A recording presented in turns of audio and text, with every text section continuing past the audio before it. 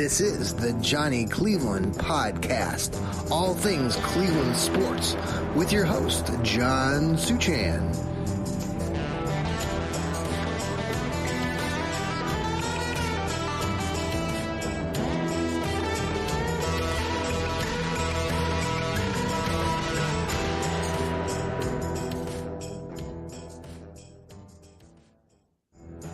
This is the And good evening and welcome to another episode of the Johnny Cleveland Podcast. Welcome, we're part of the Fanatical Elves Network, and yes, we have a special guest this evening on our show. I've invited Harold Yarborough, who I've had an opportunity to work with over the last, several months. He has some sports background and sports radio on the Voice Corps, which is radio for the visually impaired. And he has I believe, and Harold, you can elaborate on this, but you have one of the longest lasting sports shows in Central Ohio. And I've just enjoyed having Harold, being invited to Harold's show on these Saturdays over the last several months. And I wanted to get you on the show. So just to kind of talk a little bit about sports. We are primarily talking about the Cleveland Browns on this network, but I thought we'd, Harold, you're a great philosopher of sports and everything around about that. And would just love to get your takes tonight. So thank you for joining us. Appreciate you being on our podcast. How are you this evening? Good, man. I appreciate you having me on. I'm good. How are you? Well, it's been a busy day. By day I put on my cape and I'm a school counselor, and then by evening I do the writing and the podcasting. So I'm keeping busy. I think when I spoke to you earlier, I was at our girls' basketball practice. So when I was texting you this, yeah. So but can you let people know about what you do on Saturdays? I know it's a kind of you have this longest running sports show, right, on Saturday mornings. Well, I got to ask you first. That's not you playing the guitar at the beginning there, is it? No, you know who that is? That's my my daughter, my wonderful daughter Mariah Pariah. She lives out there in Seattle with her boyfriend Matt. And Matt, he is a amazing musician. Really? And when this whole pandemic started, this is when the Johnny Cleveland podcast actually started. And Matt made that little ditty. And he's actually made a few more for a few of the other shows that we have here on the Fanatical Elves Network. Nice. So we just really enjoy his musical talents. So no, I did not do that, but yeah. Now see, this is big time. When you have a host that has a personal songwriter for his show, that's what I'm talking about. See, we don't have that down at Voice Corps. No, but you've got a lot of great, the guy, I forget the guy's name that runs the boards there. What a great talented guy there. We've, what was his name down there at the state? Atkins. Sean Atkins? Chuck. Okay. Yeah. Yes. Well, let me give you a little story about the radio station. It used to be the Central Ohio Radio Reading Service. It's changed its name to Voice Corps a few years back. And it's a radio station that has 24-hour programming that caters to the visually impaired. The majority of the programming is on tape. People come in and read for certain shows, and it's recorded and played at a certain time. And then there's a small faction of live shows. And one of those is the sports talk show that we do on Saturday mornings. We do it for an hour. I've been doing it for about 30 years now. Wow. And it started before me. And I'm told that it's the officially or unofficially, depending on who you're talking to, I guess, the longest running sports talk show in Central Ohio. Oh, because wow. No other radio station is running anything that's been running that long. Yeah. So, yeah, I've been doing that down there. There's a few guys that come in to co-host the show with me every Saturday. We do it for an hour. And I'm always looking for people to come in and talk sports, and that's how I got connected with you. Thank goodness. Yeah, we've had people on over the years. Alexander Zolkin, the boxer, the heavyweight boxer, he was on one time. Clark Kellogg's been down to the station with us. Oh yeah, Clark. Okay. Archie Griffin's been down to the station with us. I got the chance some years ago to interview Eric Weinmayer. And Eric is he's blind. Okay. But he's a mountain climber. And at the Oh my point gosh. that we had interviewed him, he had already mastered 6 of the 7 highest peaks in the world. Since then, he has done the 7th. Wow. So to talk to people like that have that kind, that kind of to go and not let something hold you back is very, very well, yeah, I mean, I've been what I've really enjoyed and getting to work with you a little bit and going down there and like getting to visit with Chuck. And, I have a grandfather that became visually blind over the years. And, but I think I might've told you this, he would always sit outside on the porch on the back deck in Seven Hills, Parma, Ohio, and listen to the old, Indians games on the transistor, the radio back then. And just, what they do at Voice Corps and how they bring, the news and the world around them to life for them. It's really special. I actually would like to probably do more volunteering down there as I get older in my age. I become an elder, but I think it's a really neat program that's down there, and you've been such a big part of that. And I've enjoyed the visits with Chuck and his humor. He's got quite a few stories. Chuck is excellent, and he's an old time radio guy that has done a lot of broadcasting himself. He used to, still does, listens to a bunch of old radio. He can tell you about broadcast. Chuck is actually a good guy to have on your show. I'm gonna yes, I need to do that. Yeah, but he can talk about old time radio and broadcasters, and he can do it better than I can. Yes. Yeah, and he'll tell you he's blessed because he's not sighted, which is interesting, right? And we tend to take so much for granted because we can. Yeah, I really admire people that do that. Well, and I've on this show, the Johnny Cleveland podcast, I started this a ways back, and my youngest son, Grant, man, people watch their show for a while know that Grant will be on the show with me sometimes, and he's autistic. And, I think that's also another draw to, for me personally, working in a variety of ways with, those that might have, that are hindered by something. We all have something. And I think that if people recognize that is half the battle and makes life more meaningful. I think that's why I like you've had hundreds of conversations, I know, probably with Chuck.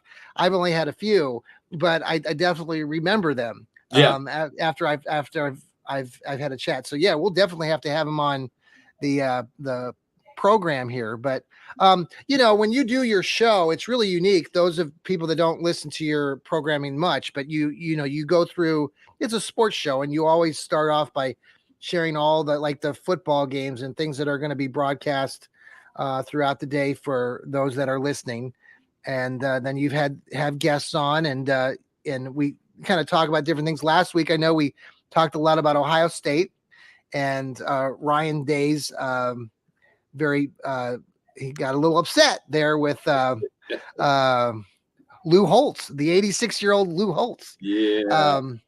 Living here in Columbus, you definitely know that. Columbus is basically run by Ohio State, or the other way. Yeah. And everything revolves around it. And just interesting to get all the takes. They had the Buckeyes had the bye week this week, and now they get to play, what is it, Maryland? Is that, yeah. Next, yeah. Is that a home game?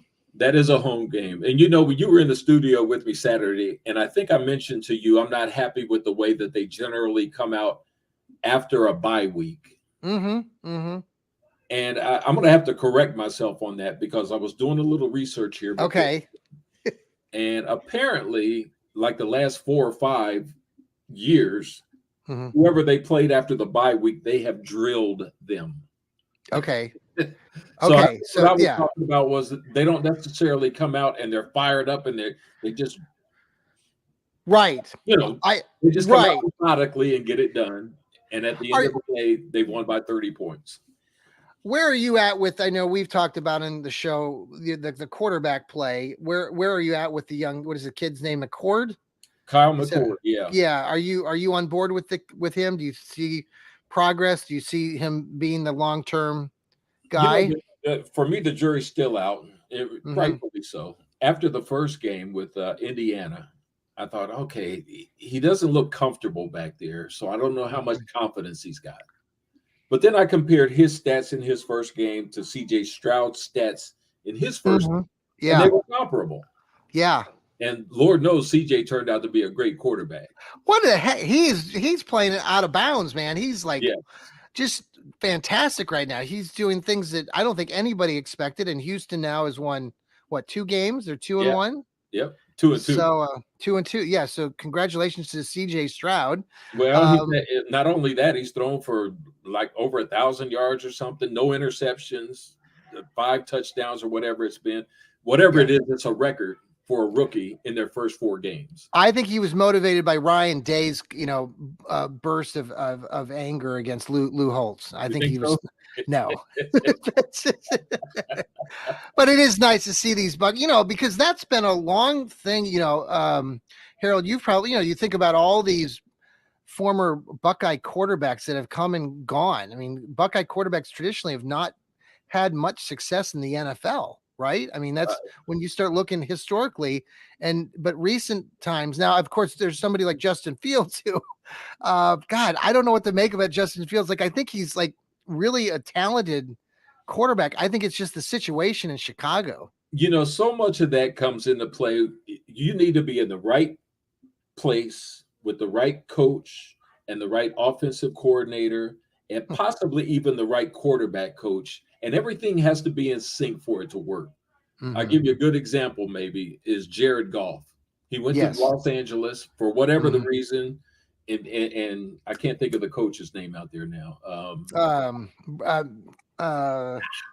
McAfee? No. That scene with his beard. And the kid's from Canton, Ohio. He grew up in Massillon or Canton. Their coach. Yes. He's supposed to be a great offensive mind. And he had Jared Goff, and that did not work out for whatever the reason. Right. Jared Goff goes on to Detroit, and he's lighting it up. Yes. So I don't know what it is, whether it's the coach or the Sean McVay. Sean McVay. Thank you. Yeah. The coach or the scheme or the system or whatever it is, but all that has to be in sync or it's not going to work. Justin Fields is a very, very good quarterback, and I think he could be a very good NFL quarterback. But nothing and nobody is working up there in Chicago. They've gone through I don't know how many quarterbacks since Bobby Douglas back in the 70s or whatever. Yeah. And they still can't land anybody, it seems like. Don't bring him to Cleveland.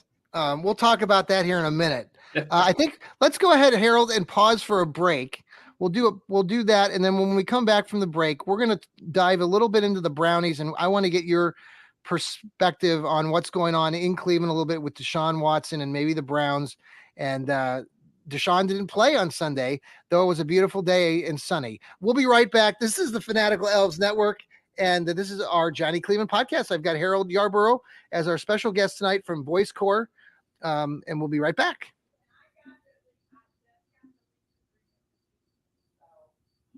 Okay, we are back here on the Johnny Cleveland podcast. Harold, I do want to finish the McCord thought. Oh yes, let's finish that. Yep, we didn't finish that thought process. You were asking. Absolutely. I was a little iffy after the first game, but I was giving him a chance because it was the first game. Yeah. Since then, I think he's gotten a whole lot better, and I'm very impressed with what he might be able to do.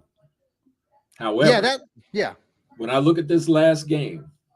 The game with Notre Dame. When you look at that last drive, they threw the ball. I counted it up. I think it was 12 yes, times. you did that. Yep. 8 of them were not complete. Right. Incompletions. 3 of them should have been. He just didn't put the ball where it needed to be. At least one of them should have been an interception, but it wasn't. So he had 12 chances or 12 plays anyway. He screwed up 8 of them. Now you got he put it on the money a couple of times, and that got us to the end zone, and everything was all right. He's got some work to do, and I like. Now the focus is like on that last drive. I mean, he did convert on there were two big plays that he converted. There was a 4th down play, correct? Mm-hmm. It was like 4th and 10 or 9 or something, and he hit the guy, good pass, and then there was a late pass that was it the pass down to the goal line. That was kind of, I had all that written down, and I don't have you it. did. I was impressed when I was looking at your notes. You take notes like I take notes. So actually, I rarely do that. That was one of those odd times. I said, "Let me." Yeah, that was good. I tell you, I just love if you tune into Harold's show there on the sports show there for Voice Court, if you get a chance. Actually, I know you have to subscribe. Well, actually, if I can type in chat here, I can put the address in there. Okay. And we do the show on Saturday mornings from 10 until 11. Okay. And I can put that. I can show that here. Let me. I got to make sure I spelled it right. Okay, because I've always been impressed with how you things just go, and radio is a little different than doing podcasting. Mm-hmm. But I always remember my first experience in radio. I was a kid, probably about 10 or 11 years old, and I was living up in Worcester, Ohio. Mm-hmm. And they had a program where on weekends or during the summer, I could go to the College of Worcester to go to their radio show, or like their radio programming. And we got to learn a little bit about the radio. Mm-hmm. And I remember we were doing music, and I remember there were the old tunes from George Benson. Oh, turn your love around. I always remember I was spinning the tunes. I remember that as a kid, and it always got me, that's part of my attraction to that. So now did you add a comment? Did you? I'm looking for any comment. Let's see here. Oh, there we go. Yeah, that's the website to go to if you would like to listen to let me put that. I'll put that on here. Just let me get that real quick. Yep, it's let's see here. Voice. Yep. Voice Corpse. Yeah. Is it Voice Corpse, right? Right. .org. Yep. I guess technically you should have the www in front of it. Yeah, I did that. Yep. Let me show that here. So if people are watching, I think that's spelled correctly. It's voicecourt.org. The nice thing about your show, and I send the episode, is actually, if you go to the website, you can find the downloads of those shows. So like the show that we did from a week ago, or this past Saturday, is now will be downloaded. And so I can download that and I can share it with family and friends. So that's always a good bit.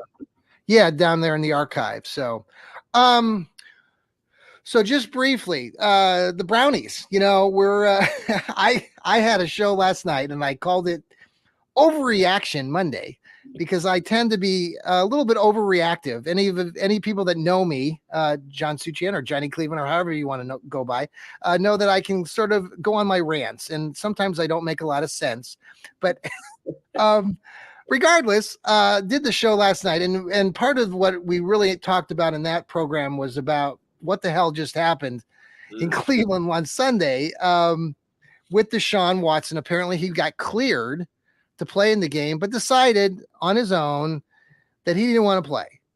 And if you listen to the post-game stuff that was coming out, and Kevin Stefanski, I call him Steady Eddie, talking yesterday, he shared a lot of that. And some people suspect that what's going on there, is there a little bit of an issue between Coach Stefanski and Deshaun? And are we looking too hard into that? And what should we expect? Do you think Deshaun's shoulder injury is bigger than we all think it might be right now? I mean, the fact is he was cleared. He was medically cleared and chose not to play. And it's $230 million, bionic man. It has a lot of people wound up today. I saw let me see if I can find this right quick. I think I put it in my notes here for tonight. There was a comment from somebody. What did I do with that? Did I close it? There was a comment from somebody that was posted on X. Yeah. Twitter. Yeah. We know it's Twitter, but X. And they said something about Baker Mayfield used to leave it all on the field. And Deshaun Doesn't feel like playing, huh? Something to that effect. Yeah, right. Something. If you just can't play, you can't play. I get that. Mm-hmm. But with an off week coming up, because this is Mm-hmm. their bye week, Right. even if he is a little sore, he's got 2 weeks to recover. Mm-hmm. We need Mm-hmm. him. Mm-hmm. Yeah. Yeah. And as good as DTR, our backup quarterback, looked in preseason, Yeah. he was lost Sunday, Mm. and it was painful. In fact, Yep. I thought about you because I knew you had season tickets to the game. Yeah, you asked if I was up there. I said nope. Yeah, I stayed home. We actually gave our tickets away to our. We had a Fanatical Elves I heard that. follower, and we gave those tickets away. So hopefully they had a good time. It was a beautiful sunny day, so hopefully they had a great time there and enjoyed the sunny skies. Well, that's the But exact reason, though. I mentioned to you when we talked about this one time.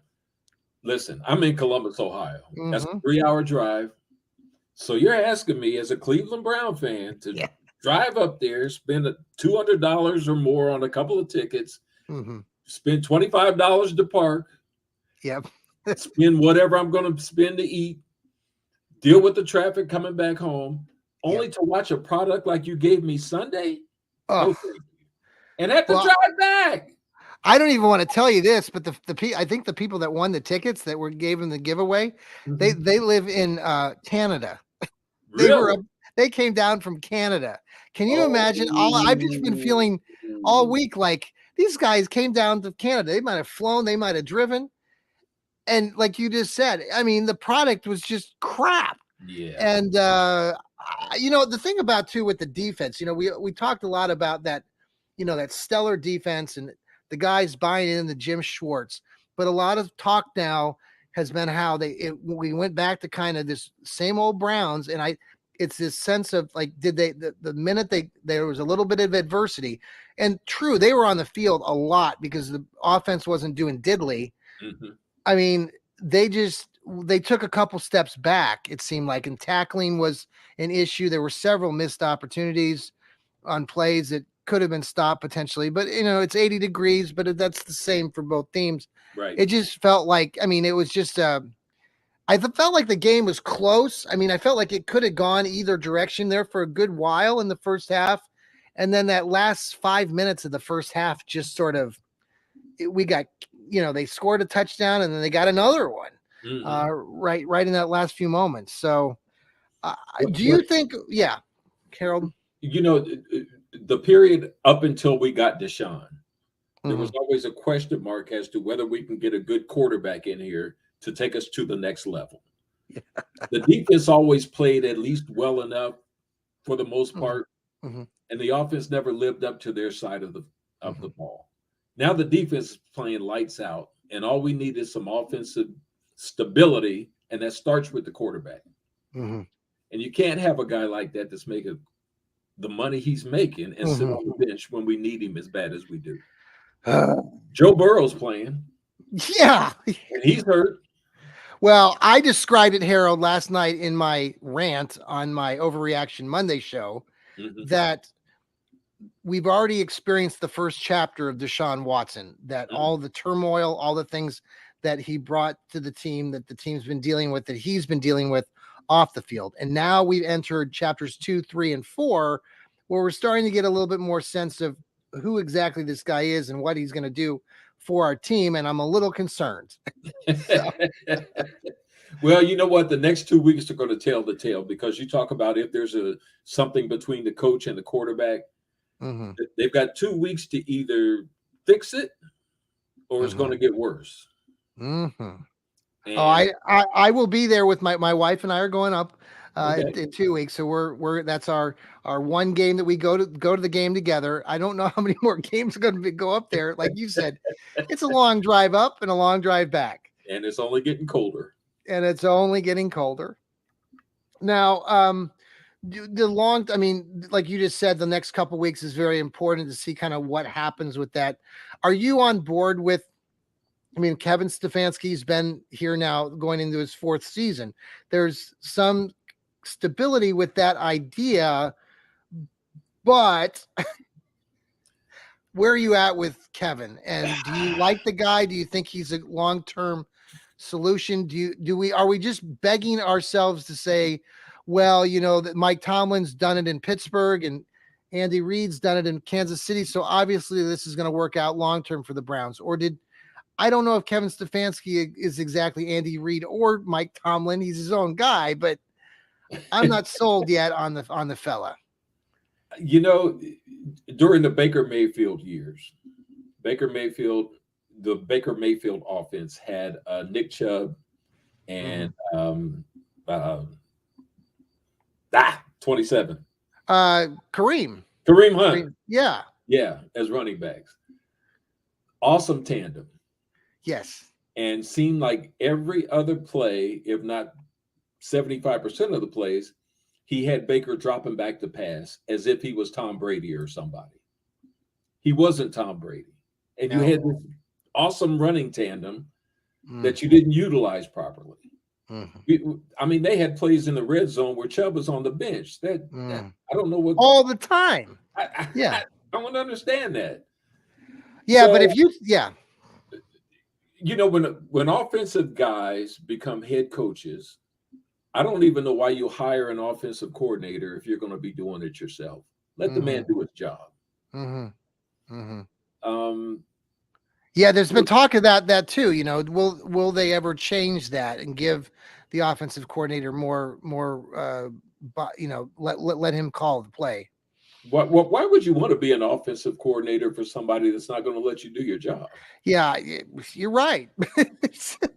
Especially if they're installing the majority of the plays. It's their all I can think of is, Harold, too, is like you talked about Baker, throwing the ball, slinging it all over the place back in the day and not utilizing the run game. Then you look at this game, and I know that probably Kevin and the rest of the coaches were probably a little off guard or weren't expecting Deshaun to say no. But, going into the game that whole week, he wasn't playing. He wasn't practicing. They should have, as coaches, built a plan B. And then it just looked like, and it felt like he didn't change anything for this DTR kid coming in. And he looked like running around with his head chopped off, the first play of the game, the Browns ran for 25 yards with Jerome Ford around the right end or the left end. It was a great sweep, but then they called Amari Cooper for holding, brought it back. It was a great start, good rush, but then you look at, 36, 37 passes, 16, 17 runs between, the running backs. It was just not what you wanted to see, and the game was close. It was 7-3. It was 14-3. It wasn't. It just kept throwing it all over the place. It's magnified to me because our division is there for the taking, and nobody seems to want to take it. Cincinnati, Pittsburgh, us, but nobody wants it. Now Baltimore's always, they're sitting pretty right now. They're winning. But they've Joel, our contributor here on the Fanatical Network, has said that, you look at it, Baltimore beat an injured Joe Burrow. They beat CJ Stroud in its very first rookie game. And then they beat us with a rookie quarterback, a fifth rounder, DTR. I think a lot of people that like DTR and fans of DTR saw this charismatic character during preseason. Josh Dobbs. Yeah, Josh Dobbs did the same thing a year ago, and everybody got, it was scintillating to go. Now he's in Arizona. Generally speaking, do you think that the Browns, are you expecting Deshaun to play against San Francisco? After 2 weeks, he better play. Yeah. And, I dog him a little bit because he didn't play. Now, I have no idea what condition his arm was in. You have to throw the ball. You're a quarterback. Yeah.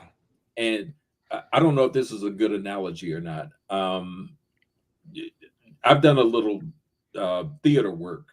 Singing and acting and stuff. Yes. And I used to sing a little more. I don't sing as well as I used to. So I try to stay away from singing stuff now because I don't feel like I can maintain that level that I had. Right. As a quarterback, I would think if you know what you're capable of doing, but you can only do it at 65, 70%, Mm-hmm. Mm-hmm. I don't think I would want to get out there either. Okay. Yeah, it's a good, I mean, I don't know if I feel that same way about being a school counselor, but don't tell him any of my principals. No, no, I'm kidding. No. Well, you have to know your limitations. Only you know your body. Absolutely. And yeah, I feel good, and the doctors have cleared me, but I don't feel comfortable doing this or whatever. Right. Yeah. No, we don't know, and I guess it's just one of those things where I kept saying, like, who am I to blame more? Am I more mad at Deshaun?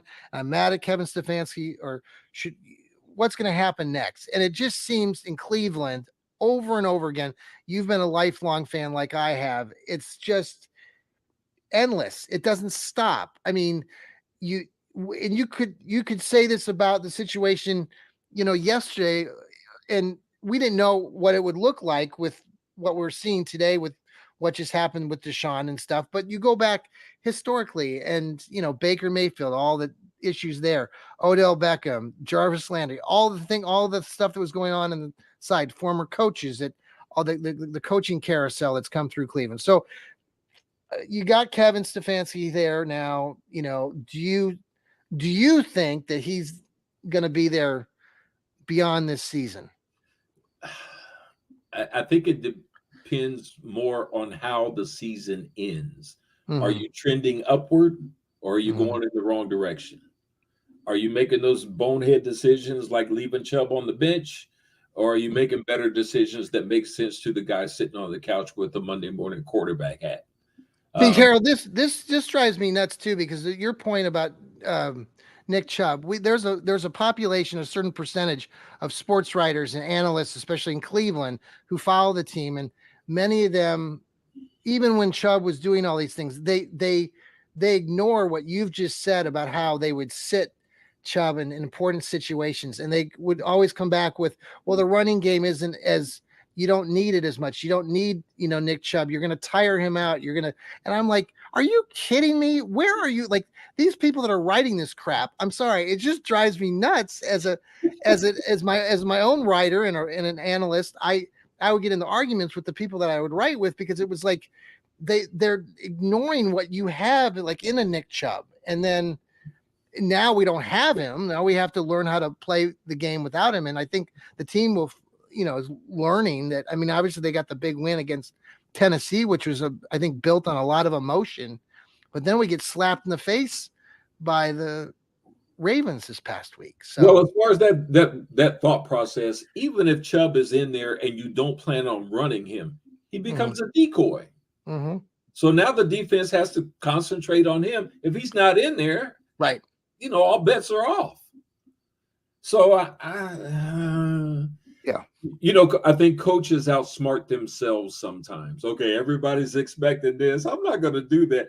Like, remember in the Super Bowl with the Seattle Seahawks?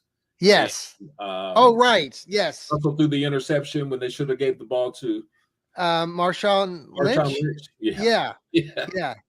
Man, that was a crazy moment. Was that Pete Carroll coaching then? Oh yeah. Yeah. Did they win last night?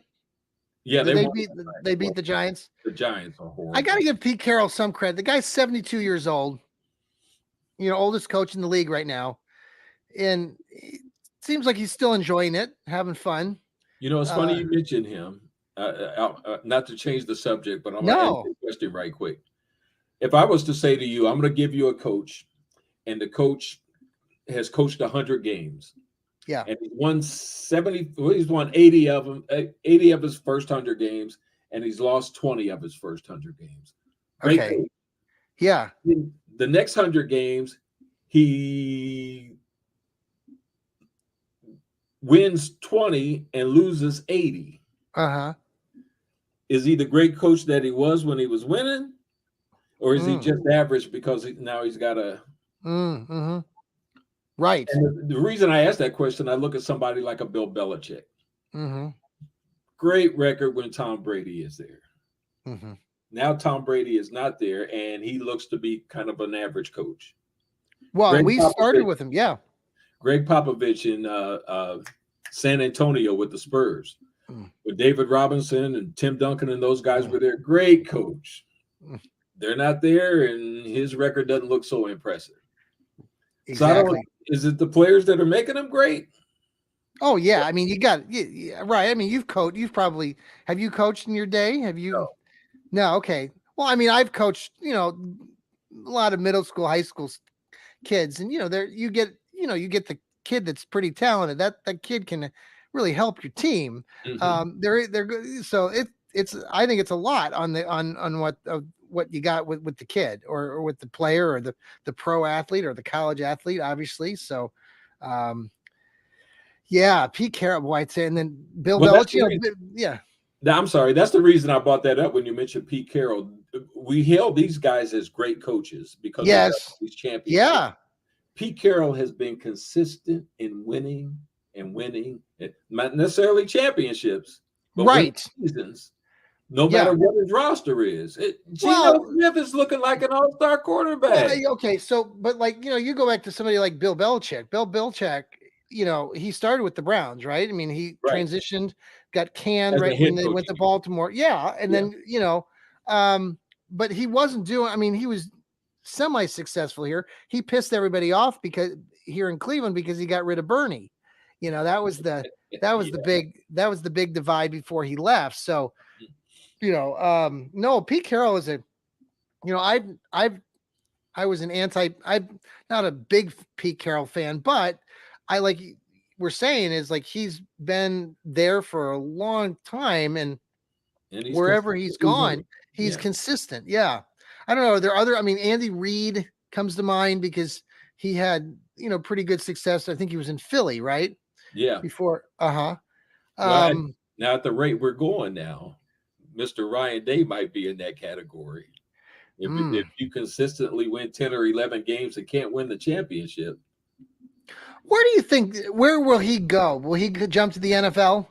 Oh, I have no idea. I don't know what his desires are. Yeah.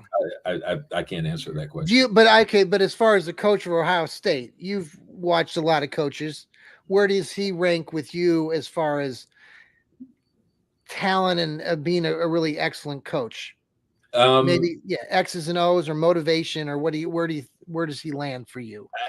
For me, I think he's the best coach we've ever had. My favorite coach has been Tressel. Yes. I love Jim Tressel. Okay. And even if it was Tressel ball, there was something about him. All his teams were always prepared, and they might not light it up the way. Although, if you think back to Tressel, when shoot, can't think of the quarterback's name. Krenzel? No, under Tressel. Geez. You asked me to go back a ways. We'll come back to that. Yeah, we'll come back to that. Well, that's another story anyway. Yeah, another story. Too far off track. Well, Harold, I think we'll probably wrap things up. Are there some people want to reach out, listen to you? They're going to tune into Voice Corps, right, on Saturday. I'm going to bring that up again here. Is it Saturday mornings? Saturday mornings at 10 o'clock. Now, I say that I don't go in on first Saturday. There's a couple of guys that come in and run it for me on first Saturday. So I won't be here this coming week. Okay. But you can still check them out. They're very good. Yes. Well, I've just so much, I wanted to get you on the show because I've enjoyed my experience in going over there on Saturdays and having a conversation with you and the other guys. And so thank you for joining us here on the Johnny Cleveland podcast and part of the Fanatical Elves Network and Fans First Sports Network. And hope you would like to come back, Harold. We'll talk more sports and philosophy. Philosophy, I'm out. No, yeah. I talked about, you have to go back and listen to the show last night. I called you a great sports philosopher. Oh my goodness. But all right, Harold, hang tight. Don't leave me here. But we're going to say goodbye to everybody. And I always finish the show by reminding everybody on the Johnny Cleveland podcast to keep smiling. Take care, everybody. Have a great night. All right, let's see. Goodbye, everybody.